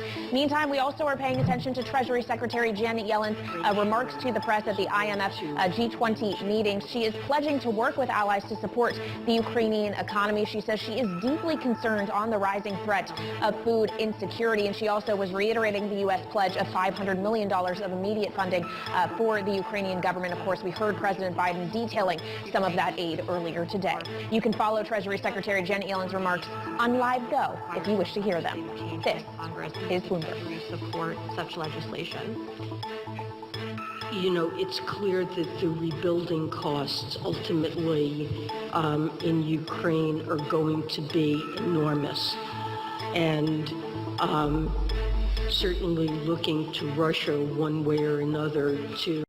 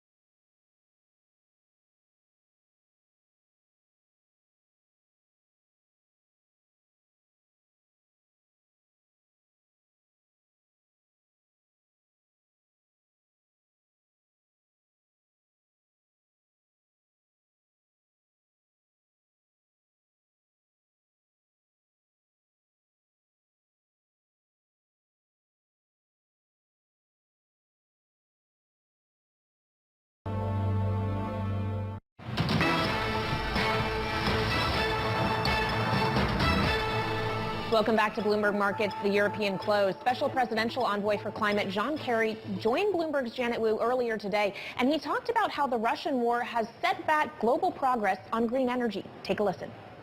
Europe is doing that right now. There's been a massive step up in the commitment of countries in Europe. Germany is an example of a major now deployment of renewables, way beyond what they thought they were going to do on the current schedule. And they are about to take major steps to decouple their gas and oil dependency with respect to Russia. So things are in flux right now. Is there a momentary hold really on the progress we're making? The answer is yes. I think it's unfortunate. But in the long run, I think most countries have come to understand they don't want their source of energy to be weaponized by another country, as Putin is doing. They want the freedom to be able to move to cleaner energy, and they're going to. So I think it could wind up actually accelerating the transition. There are 20 countries that equal 80% of all the emissions. 65% of global GDP is now committed to pursue legitimate plans to achieve a holding of 1.5 degrees as the limit of warming. But the ones that are outside of that 65%, the other 35%, include China, Russia, India, Indonesia, Brazil, Mexico, South Africa, Saudi Arabia. I mean, it's a problem, and we're going to have to get them, or it will create just a huge challenge to our ability to meet the goals we've set both in Paris and Glasgow. Given how interconnected we are, as former Secretary of State, how worried are you about Russia that either intentionally or through other consequences, this war is extended beyond the borders of Ukraine? I don't personally believe it's going to extend, but obviously nobody knows what President Putin's going to decide to do and what's driving. I mean, we all know there's a lot of personal motivation in what he's doing, so it's anybody's guess. But I personally don't think it will go beyond, and I think his recent announcement about not going in and assaulting the steel mill in Mariupol, I think his move and shift to the Donbass may be the sign of a limited set of a more limited set of ambitions than he began with. But look, it's dangerous, and we all have to be extremely vigilant not to provide any mistaken sense of opportunity on his part. I think the reinforcement of efforts in the Baltics, I think the movement by Finland and Sweden to consider being in part of NATO, etc., all of those are very important measures, and hopefully we can do it in a way that still gives President Putin an off-ramp, a way for him to be able to get out of what I think is a high, unbelievably bad calculation on his part and a miserable outcome for human beings. In your opinion, what would it take for the U.S. to get involved directly? Well, if he touches NATO in any way whatsoever, we're more directly involved. I'd say we're pretty involved right now, but not, as you say, in the way people interpret directly. But if he steps too far, the United States will not hesitate to take action.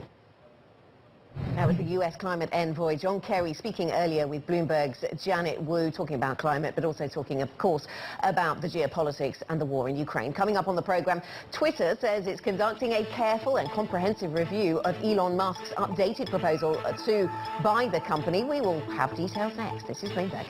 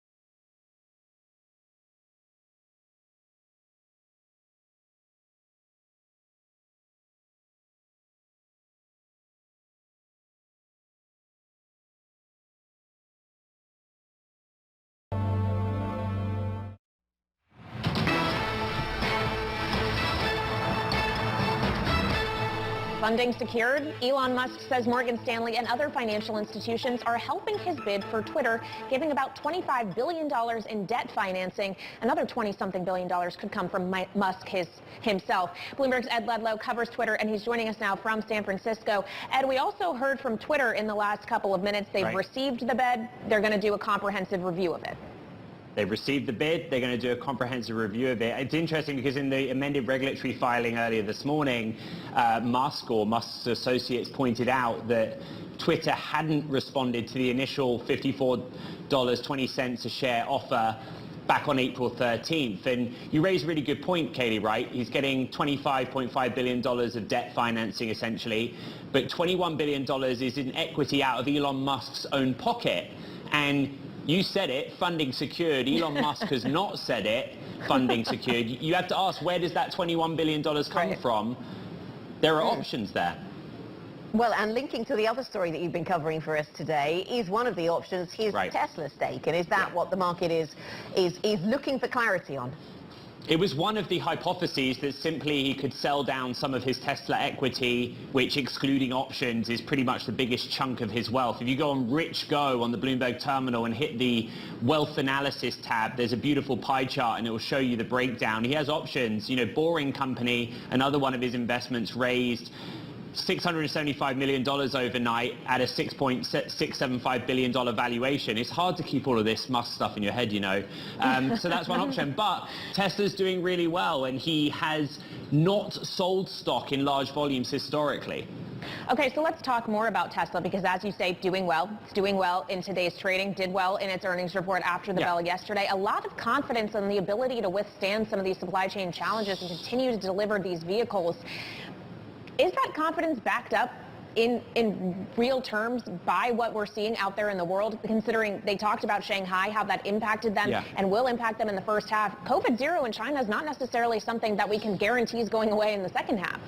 Yeah, it's interesting because there seems to be some contradiction, right? Tesla, you see on your screen, warned that supply chain issues would continue to the end of the year. They said that they'd seen raw material costs rise quarter on quarter from the first quarter into the current second quarter. They mentioned in the shareholder letter that chips continues to be an issue, and yet they eked out record profit. They have margins that, even if you strip out regulatory credits, are above 30%, which is very impressive.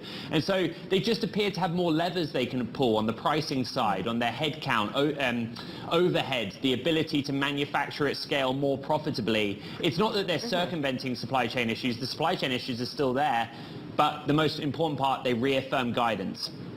And and that matters from another angle, I suppose, Ed. If you're facing higher costs, you want to know as a business that you're able to pass some of those on to consumers. And so tell us about pricing. We seem to be talking about pricing through this earnings season with consumer-facing companies of all varieties. Well, we've seen Tesla raise prices multiple times in recent months and quarters on all of its products. And what Elon Musk said was, it may seem unfair to raise prices in a quarter where a company sets record profit, but some of their suppliers are increasing their prices by 20 to 30%. And Elon Musk's argument was the price of the vehicles today are reflective of the price gains in raw materials and input costs the company expects on a 12 to 18 month time horizon. They also were pretty bullish in writing in the deck that as time passes, profit will be boosted by software sales, which of course is much higher margin revenue, and some of that links to robo-taxis and to full self-driving. Okay, Ed, it's 11:24 Eastern time. We thought about 10 minutes ago we were actually going to get a launch of SpaceX, another Elon Musk company's Falcon 9 rocket, launching 53 Starlink satellites into low Earth orbit. We understand that has now been delayed. It's been delayed to 1:51 p.m. Eastern time. You know, out on the Cape in Florida, where I go a lot, as you know, Kaylee, they get inclement weather. The weather can change really quickly, and that is the biggest factor often to delaying a launch. But this would be the 16th launch of the year for the Falcon 9 booster in SpaceX. It's just become normal. So while there's a delay, and I know you're excited about it, you know, there's a good chance that later today at 1:51 p.m. Eastern, they send up another 53 Starlink satellites, and Starlink's such a big part of that SpaceX business.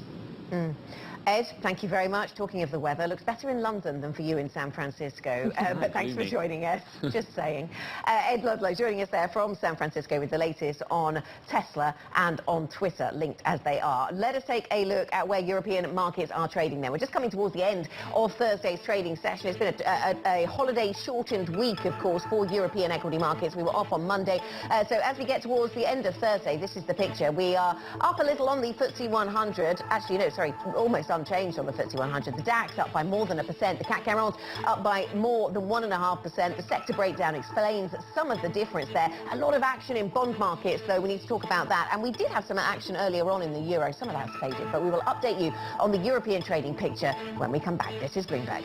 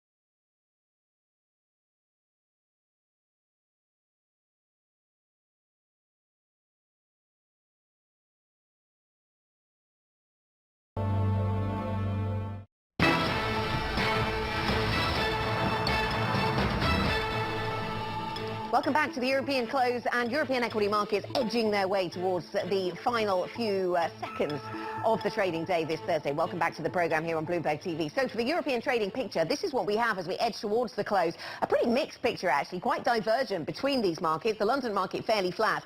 Some real gains being made, though, on the CAC 40 in Paris. The Xetra DAX over in Frankfurt doing pretty well. The FTSE MIB, another one of those laggards down there in Italy. So it's quite a mixed picture geographically. We'll come to the sector breakdown shortly, and that'll explain a little bit of what is going on here, although luxury names, certainly part of the story in the French market, helping to lift things things there. This is how the this is how the session has played out. We've seen the Stoxx 600 make gains towards the start of the day, hold on to some of those, but lose a little bit of ground as we've seen trading in the United States kick in.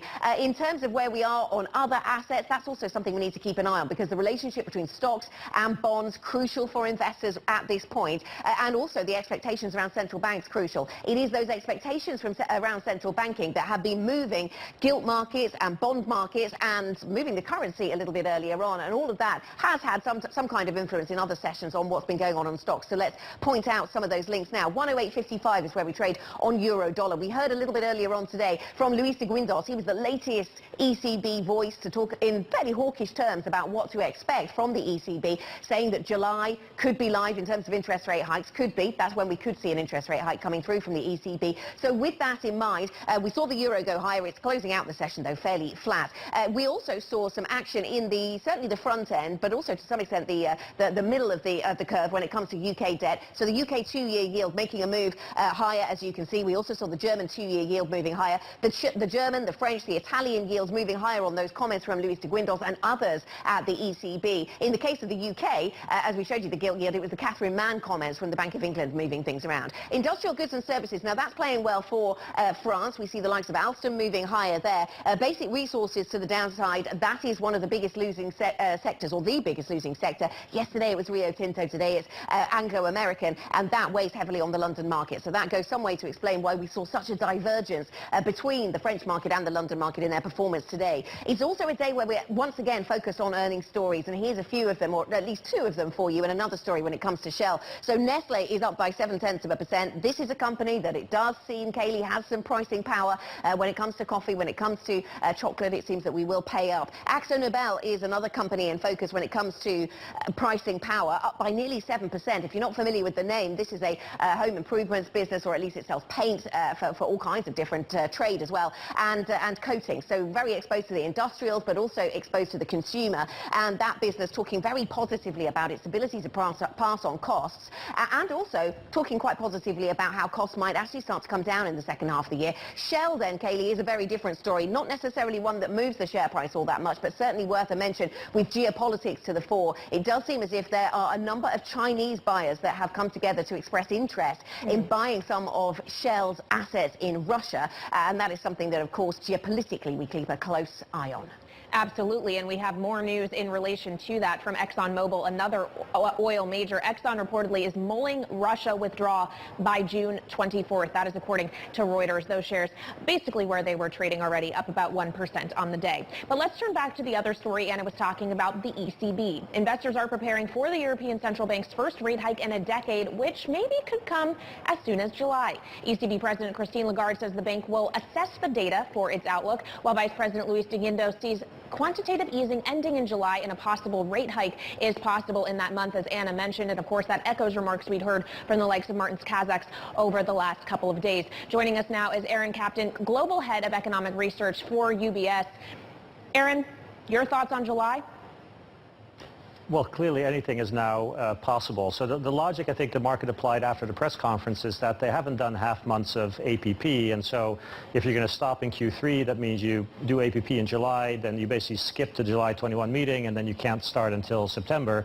If now they say that actually you could hike in July, which must imply you actually change the guidance again and stop in June, which is not Q3, or do a half month of QE, then you actually have 4 meetings in play this year.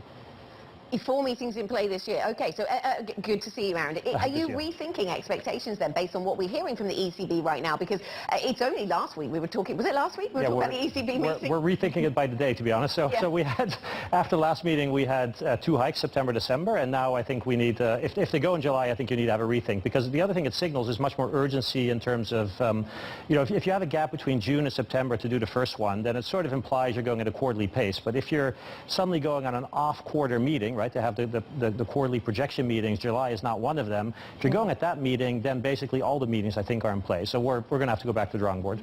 Well, and as we said, Christine Lagarde saying it's all going to depend on the data, but she also warned in that same statement of upside risk to inflation. How large do you think that upside risk is for Europe?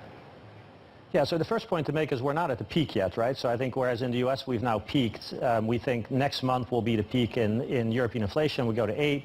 Then we actually stay at 8 for the next 3 months. And the bar to then exceeding 8 is actually very low. So the month-on-month prints to sort of keep you at 8 are actually not that high. And if there's any shift in energy prices, then the peak could just keep going higher. So I think, I don't know what they're waiting for in terms of data, but you're not going to get helpful inflation data. So I think that's going to skew you to actually needing to move. I think the uncertainty here is really on the economic data. So we've seen a collapse in expectations in the surveys. Not quite sure how to translate that into the actual activity prints in Q2. And so I think there's on the economic side there's sort of more uncertainty. What is really happening sort of at the corporate level in investment implementation? Let me move more firmly towards the United States. And you said there sort of in passing that you think we have reached peak inflation in the US then. Yeah. What does that do to your thinking? Because the Fed's trajectory is not the same as when inflation peaks, of course. So what does it do to your thinking? Not very much, because it's a peak from a very, very high level. So you're going to stay, above 7% for the next couple of months, and they're going to deliver most of the cycle until before inflation really comes down. So we think you're in the month-to-month prints. You're now starting to see the deceleration, particularly in core goods, right? So we had the first negative print since February of last year. So that's very, very good news. That was the bottleneck pressure that seems to be subsiding a little bit. But for the Fed, it almost doesn't matter, because it's going to take so long for the year-on-year prints to really come down to something that is closer to target that most of the cycle will be over. I think they're going to be at 225 by the end of the year. Well, let's talk more about that, Aaron, because we're hearing from San Francisco Fed President Mary Daly. She's speaking on another network, and she says that the Fed is likely hiking by 50 basis points at a couple of meetings. And then she goes on to say that there isn't a sign that the U.S. is going to tip into recession. Do you think the Fed can move that quickly, that aggressively, and nail a soft landing? So if you're just going to deliver what the market is pricing, then yes, I think it's possible. So if you do about 300 basis points, that's not a small cycle, but it's sort of containable, and most of the impact will be in the housing market. And we're already seeing, I think, the housing market sort of soften a little bit. So if that's all you do, then I think we're sort of okay. There's enough sort of COVID recovery tailwinds that are helping. CapEx intentions were quite high, and of course the U.S. is benefiting from all these commodity prices that are going up. So they actually have a bit of a terms of trade offset, which is helping them offset some of the consumption weakness. So I think it's possible, but it's not without risk. And so the faster you go, the riskier it becomes. If you just one example, the levered loan market in the U.S. is a LIBOR-based market. Once you get past 150, you're going to start to see some downgrades and debt distress. So I think we're at sort of a tipping point here where you have to be very cautious in going more aggressive than I think what they're signaling, which is why this Bullard comment about 75 is a little bit unnerving, but he clearly sort of walked it back. Okay. Although he kept saying it wasn't his base. It wasn't his base, and it opens up the conversation, doesn't it? If that was the intention, or maybe not. Just sticking with these comments coming through from Mary Daly, I do not see a wage price spiral beginning. She says the labour markets are producing an inflationary push for wages. How important is the link between inflation and wages at this point when you look at what central banks around the world are doing? Does it go some way to explain why some central banks are further ahead than others? So historically in the U.S. there's very little relationship between wages and prices. It's because normally the goods market clears. And then the wage pressure gets absorbed in the margin.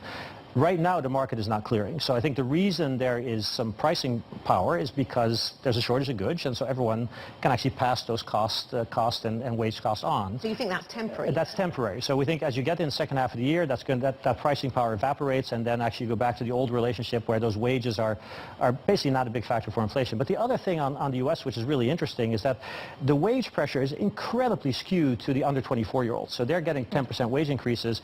If you look at everyone above age 24, you're not even at the early 2000 levels in terms of what the wage momentum is. So I agree with her. So I'm not worried about sort of the wage aspect of it sort of sustaining inflation. Historically, those relationships are not big. For Europe, they're bigger, right? So if we're starting to get some wage drift now in Europe, and we're just beginning to get it, every 100 basis points of wages in Europe, you have to add 20 basis points to the core inflation forecast. And that's quite a lot.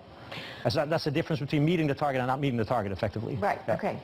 And Aaron, I just want to point to another headline that just crossed the terminal. Fed swaps are now fully pricing in a third half-point, 50 basis point hike in July, so potentially looking at 3 in a row here. You were talking about the difference with Europe as well.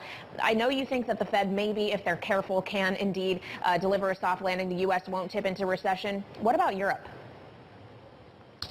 So if you do what's priced and you go to something a bit over 1%, then the cycle is a bit smaller than the U.S. and again it's sort of possible. Europe, of course, is a whole different animal right now because you have all the Russia-Ukraine risk and we'll have to see whether there's going to be energy disruption and things like that. But so in theory, the cycles that are priced across markets are not large cycles. They're very front-loaded, but they're not actually large in cumulative terms.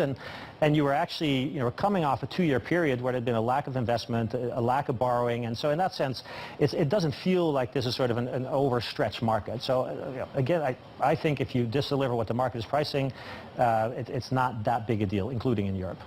Aaron, thank you very much for joining us. Really good to see you here. Aaron Kapteyn of UBS, thanks for spending time with us on these markets, talking about these markets.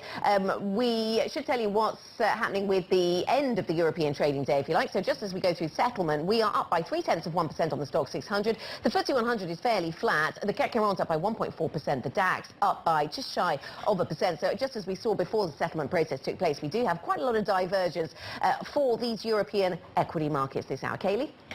Anna, we just have some breaking news we want to mention. Apparently, Warner Brothers Discovery is shutting down CNN Plus.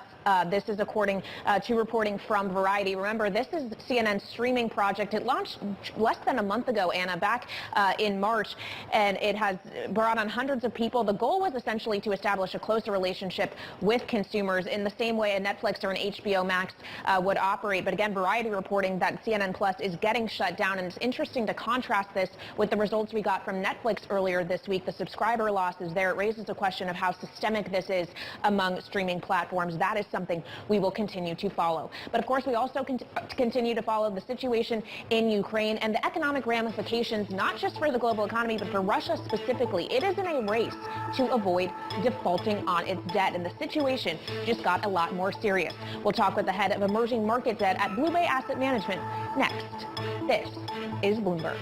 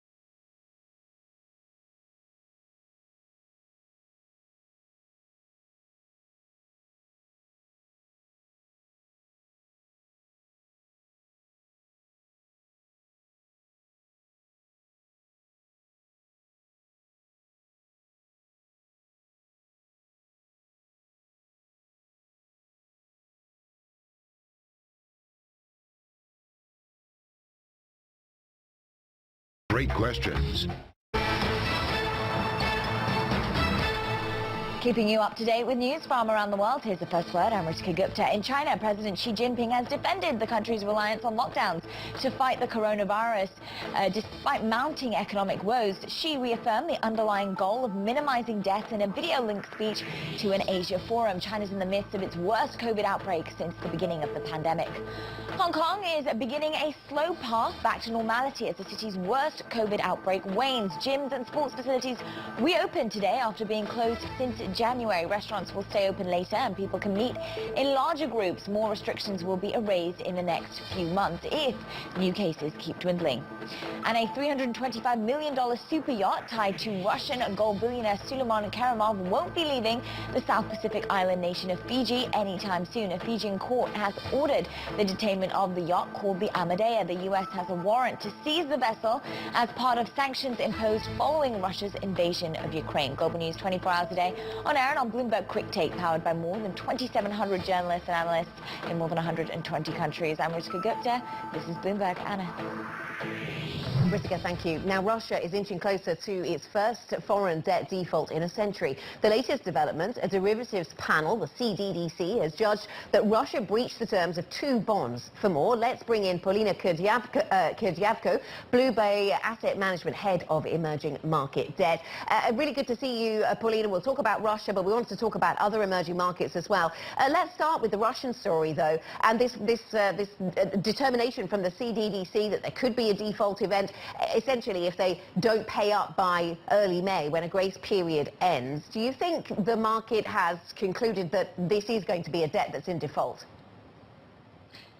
Thank you for your question, and glad to be here again. The short answer is yes. I think that given the distressed pricing of Russian assets, I think the market expects a high probability of default. As you mentioned, we have to wait for the 4th of May. I believe that's when the grace period expires. If Russia manages to make the payment, then the next deadline to watch is the 26th of May, because that's when the OFAC sanctions might block the coupon payments anyway. So I think May would be a very interesting and headline-heavy month when it comes to the payment of Russian debt. Yeah, and it's only a few weeks away. Hypothetically, if Russia does indeed default, what does that mean for its chances of securing financing from even more friendly countries like China? I would say that there are 2 ramifications of default.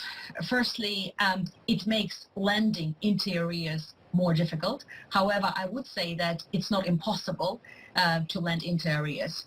But I do feel that accessing foreign funding from friendly or non-friendly countries will be much more difficult.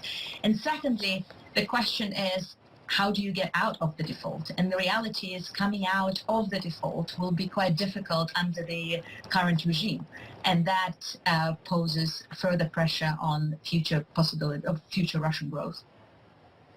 Paulina, away from Russia, thinking more broadly about emerging markets, how concerned are you around the confluence of higher interest rates in the United States, debt levels in emerging markets, and what all of that adds up to? Some of our colleagues at Bloomberg Economics concerned like it's the 1990s, in fact. Well, I would say that there is no doubt when the liquidity tightens globally, all countries face that pressure and have to react. However, I would highlight that there are 2 reasons why the glass is not empty for emerging market economies. Firstly, is the pace of monetary policy adjustment and hikes that we have already witnessed in emerging markets.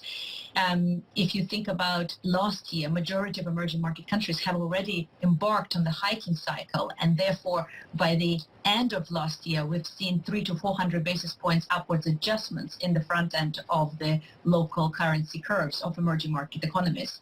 You could argue that developed markets have come in late to that party and only started to raise rates right now. As a result, if you think about the performance of emerging market assets, actually year to date, the best performing global risk assets is emerging market FX, which is actually up on the year, partially reflecting that more monetary more orthodox monetary policy regime. I would also say that the two changes in emerging markets now compared to 20 years ago have been, firstly, a more orthodox monetary policy regime, and secondly, a rotation towards local currency debt, which accounts for over 80% of total emerging market debt outstanding, which makes it's more prudent, or rather, which makes emerging market economies more resilient when it comes to their ability to withstand the currency shock and to service the dollar debt.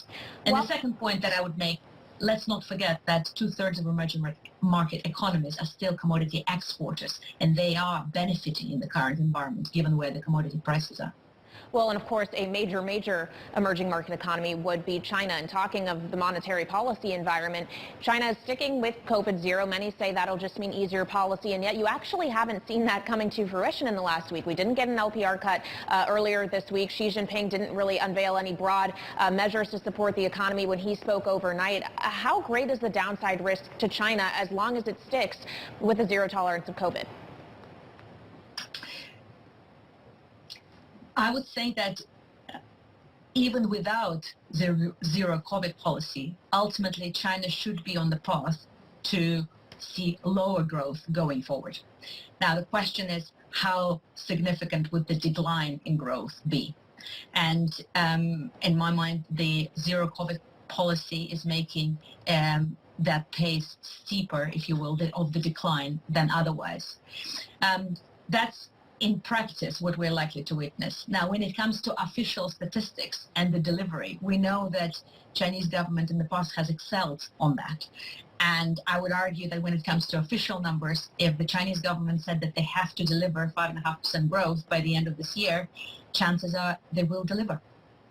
All right, Polina Kurdyavko of Blue Bay Asset Management, thank you so much for joining us. We do want to quickly retouch on that breaking news. Bloomberg has now confirmed, according to a person familiar with the matter, that CNN Plus will be shut down by Warner Brothers Discovery. We have a separate headline crossing now from Dow Jones that CNN Plus content will move to HBO Max. Warner Brothers Discovery shares at the moment down nearly 7% in the U.S. trade. We will have more details on this story coming up. This is Bloomberg.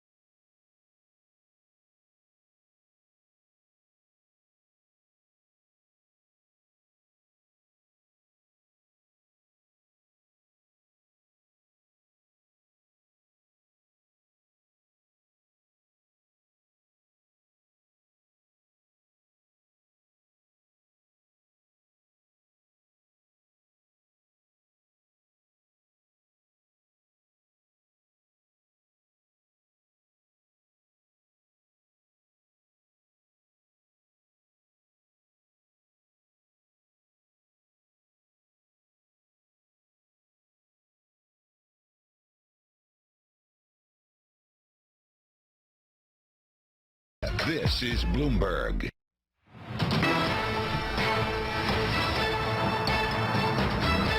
Upbeat earnings giving U.S. stocks a boost. Kriti Gupta is tracking the moves. Kriti? Yeah, Kaylee, it's all about whether or not they can pass your costs. Is this peak earnings after 2 years of pandemic boom? We actually see a little bit of green on the screen a lot more earlier in the session. The stock market has paired some of those gains. A lot of this comes from the move you are seeing in the yield space, a 9 basis point move on the 10-year yield. So once again, tech very sensitive to that. But from an earnings perspective, quite a good story. And that's really what you're seeing. Tesla, for example, up over 7%. Let's quickly hit those streaming headlines, because in the tech space, that's where you're seeing a lot of pain. The idea that CNN Plus might shut down as early as April 30th, with some of that content getting moved to HBO Max. Of course, we're going to keep an eye on some of these streaming names for you.